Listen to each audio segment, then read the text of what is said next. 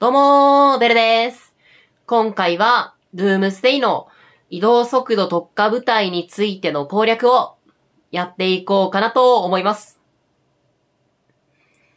このゲーム、戦闘において最も重要なのは、移動速度と言っても過言ではないほど移動速度って重要で。移動速度が相手より速ければ、相手が逃げても戦果を拡張できるし、逆に相手の方が速かったら追撃ができないので、戦果を拡張することができないんですよね。逆に、不利な場面で撤退せざるを得ない時も、相手より移動速度が速ければ追撃を受けずに逃げることができるし、逆に相手の方が速かったら追撃をたくさん受けてしまって、部隊をたくさん失ってしまうんですよね。で、このゲームにおいて、有利な状況で戦うというのは非常に重要で、それができるかどうかの鍵を握っているのが、この移動速度です。じゃあその移動速度に特化した部隊というのが、このゲームには存在して、その部隊を使いこなすことで、アイランドや諸島で、たくさんのポイントを獲得することができますし、有利に戦っていくことができます。このゲームをプレイしていく上で、移動速度特化部隊というのは、もう必要不可欠な存在ですので、ぜひ今回の動画が参考になれば嬉しいなと思います。では、早速やっていこうと思うんですけども、まずは、最強ヒーローかつ、移動速度特化の、知らぬい。そして、初期からいる、移動速度特化ヒーローのシンシア。そして、エリートヒーローのパク。そして歩兵のアダと宮本。移動速度特化部隊のヒーローというのは、このあたりのヒーローが挙げられるのかなと思います。で、アダット宮本部隊については、移動速度に完全に特化してるわけではないんですけども、非常に、メジャーかつおすすめできる、部隊なので、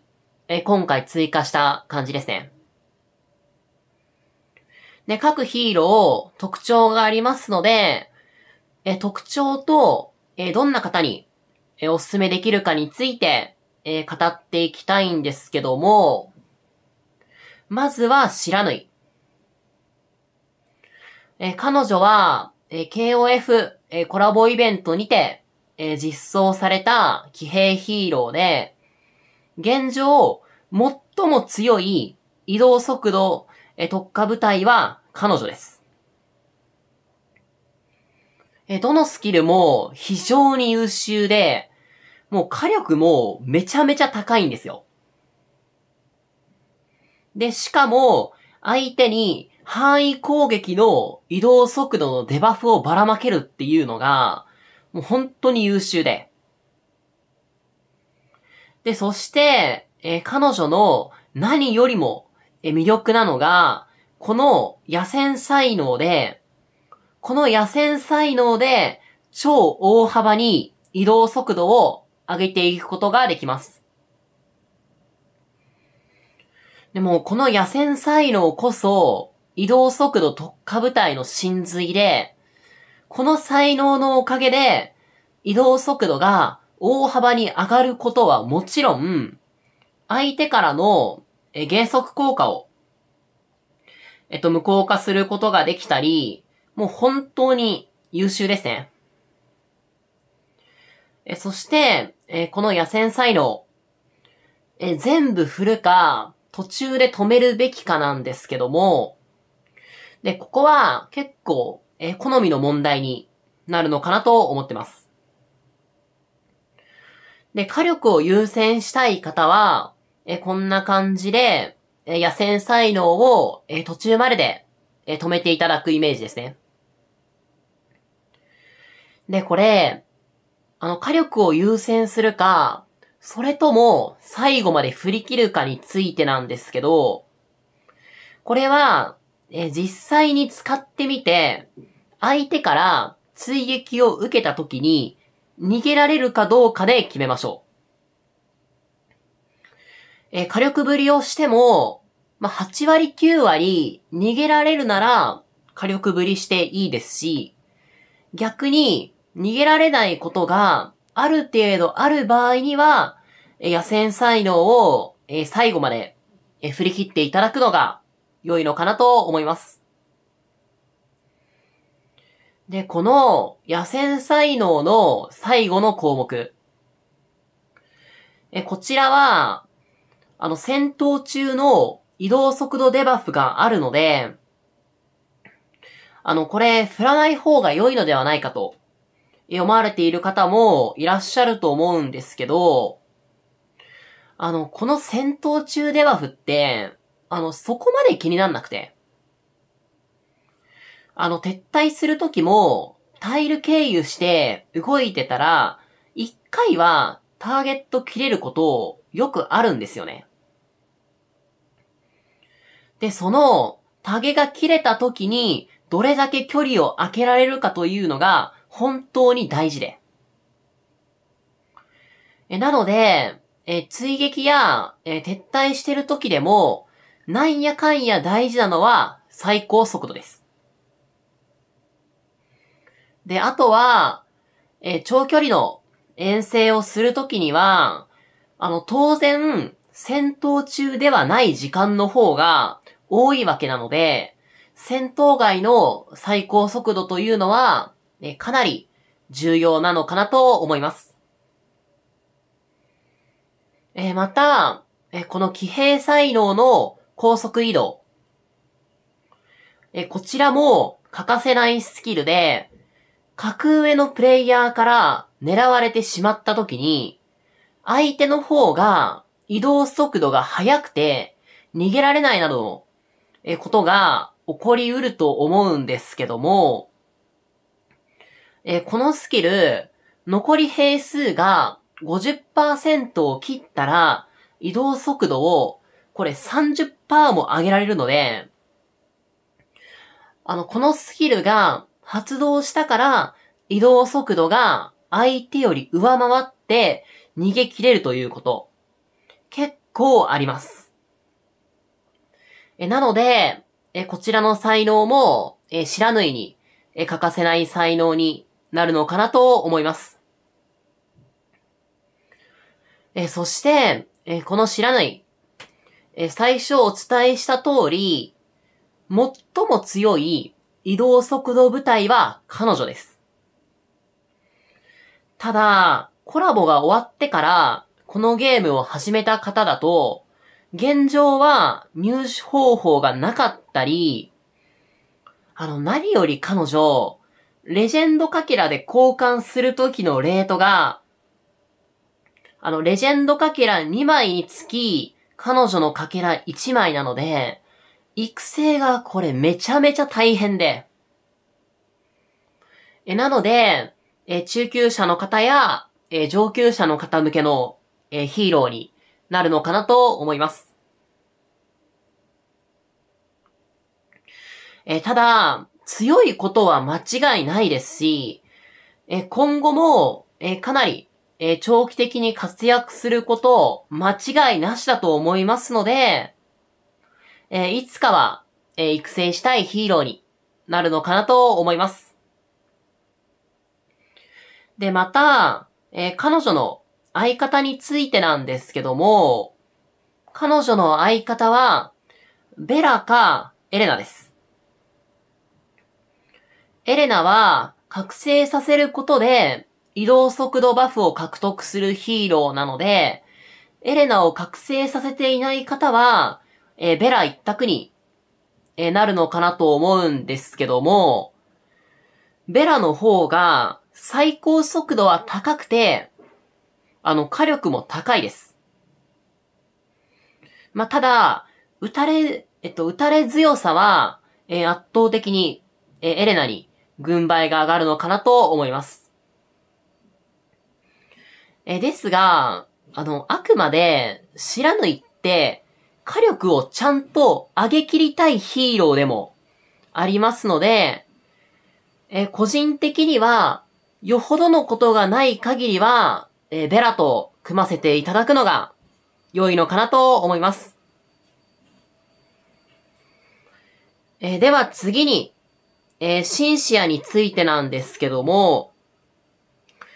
彼女は、もう元祖、移動速度特化部隊ですね。白縫や宮本実装までは、もう移動速度特化部隊といえば彼女みたいなヒーローでした。で、彼女の魅力は、なんと言っても、育成のしやすさですね。ヒーローのガチャからも出ますし、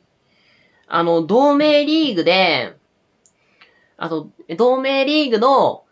同盟ランキング報酬からも、同盟ランキング報酬の、アラカルトボックスからも、入手することができたり、まあ、本当に、育成しやすいヒーローになるのかなと思います。まあ、なので、初心者の方にも、かなり、おすすめできる、ヒーローですね。で、そして彼女なんですけども、これは、私も見落としていて、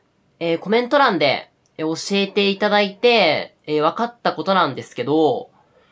ゾンビハンターの才能を持ってるので、才能で上げれる移動速度が、知らぬよりも高いんですよね。で、具体的な振り方としては、こんな感じで、ゾンビハンターに、11ポイント振って、移動速度を、取っていただいて、騎兵に23ポイント。違う、こちらですね。18ポイント。振っていただいて、高速移動を、最後まで取っていただいて、残りは、野戦才能に、全振りする感じですね。これ、野戦才能に、最後まで触れなくなっちゃうのは難点なんですけど、それ以上に、この、ゾンビハンターで上げれる、計、15% の、移動速度が、もう本当に、でかいのかなと思います。で、相方は、白縫いベラで組ませてる場合については、エレナ。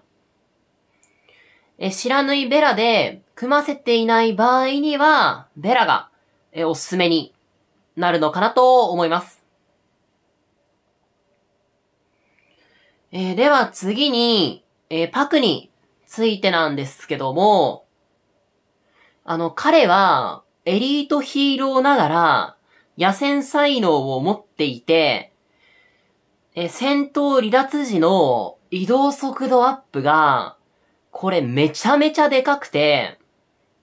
超優秀なんですよ。なのに、安定でも、かけらを入手することができるので、育成もめちゃめちゃしやすくて。ただ、エリートヒーローなので、どうしても、通常の野戦では、難しい部分が、あるのは、また一つ、事実ではあるんですけども、彼の真髄はバウンティです。戦闘離脱時の移動速度アップが、これめちゃめちゃでかくて、超優秀なんですよ。なのに、アンペーレでも、かけらを入手することができるので、もう育成のハードルもかなり低くて。本当に、バウンティーで、戦ってる相手から見て、一番嫌なヒーローって、正直パクなんですよね。結局、狙う側から見たときに、二人が戦ってたら、そこに割り込んで倒しに行くっていうことが一定数あるんですけど、パクの場合には、その二人で戦ってるときに、一回は、こっちが、襲いに行ったときに、その一人がパクで、逃げたとすると、戦闘離脱扱いになるので、それでもう一気に移動速度上がるので、そこでもう距離差ついちゃって、襲う側から見ると襲えないんですよ。で、なので、もう本当にパクって生存力がもう高すぎて、でもその生存力ってのが、一番活かされるのがバウンティーなので。バウンティーで、なかなか、上位に入れないと、悩まれている方は、もうぜひ、パクを育成して使っていただくのが良いのかなと思います。で、才能については、シンシアと、才能ツリーが、同じなので、先ほどご紹介した、シンシアの才能と、同じ才能を、振っていただくのが良いのかなと思います。で、相方については、ベラやエレナがおすすめになるんですけど、全然、シンシアやキャサリンでも、問題ないのかなと思います。では次に、アダット宮本部隊なんですけども、彼らは野戦才能を持っていません。ただ、アダットと宮本がどちらも高い移動速度バフを持ってるので、野戦才能を持ってないことを帳消しにできるんですよね。で、また、非常に高い攻撃力と、歩兵という兵科の特性上、耐久力もめちゃめちゃに高いんですよ。移動速度特化部隊を使っていても、どうしても自分より移動速度が速い格上のプレイヤーに追いかけられてしまって、追いつかれてしまって、大きな損害を出してしまうということが、あるんですけども、そうなった場合でも、純粋に戦った時の強さが、アダット宮本部隊にはあるので、逃げずに戦って、結果的に、損耗費をイーブンにできることが結構あるんですよね。で、それが、このアダット宮本部隊の強みで、そもそも、通常の複数部隊の野戦でも十二分に使える性能なんですよね。知らぬいも、通常の野戦でも、使えるんですけど、シンシアとパクは、なかなかそうはいかないので。また、アダット宮本部隊。すなわち、歩兵部隊というのは、耐久力があるので、狙われづらいです。集団戦というのは、部隊の位置関係や、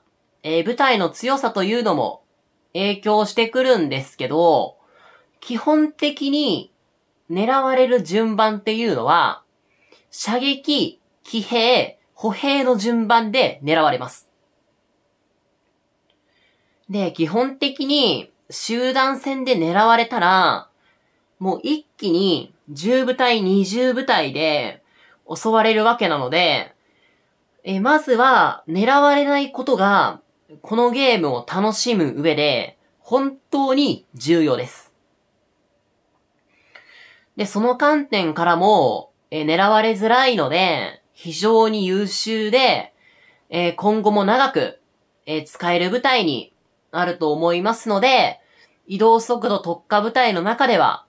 個人的に、最もお勧めできるのかなと思います。で、以上が、移動速度特化部隊の、ヒーローについてに、なるんですけども、知らぬい、紳士や、そして、アダット宮本部隊が、通常のマップでの戦闘用。そしてパクがバウンティ用というイメージですね。で、そして、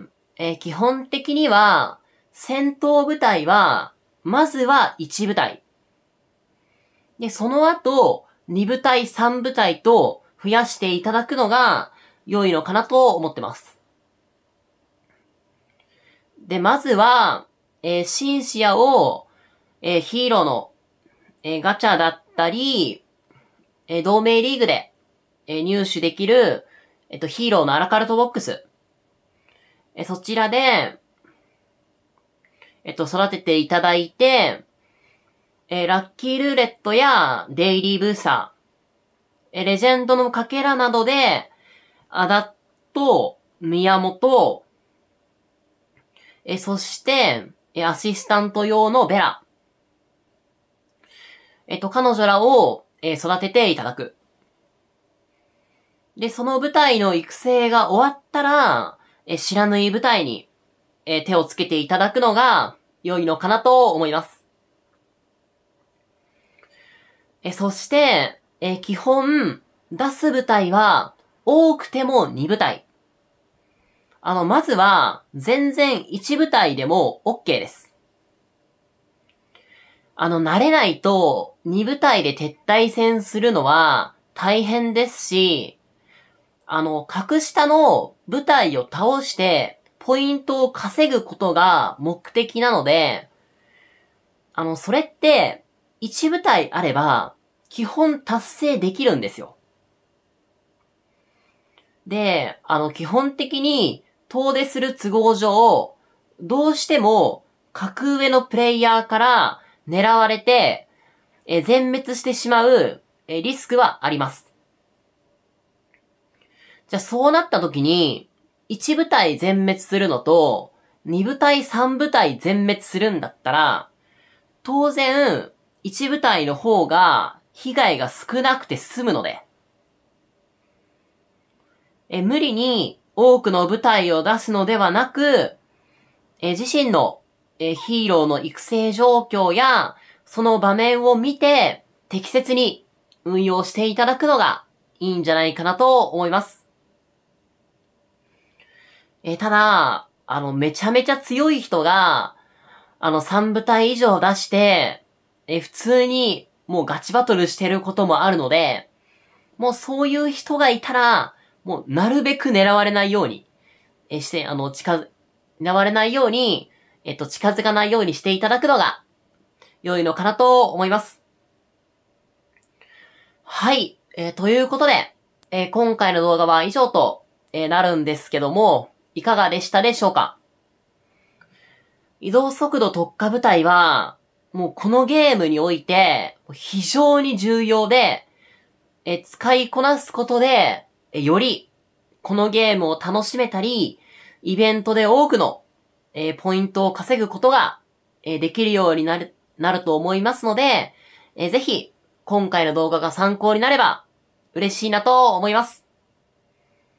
では、今回の動画はこの辺りで、締めたいなと思います。最後までご視聴いただき、ありがとうございました。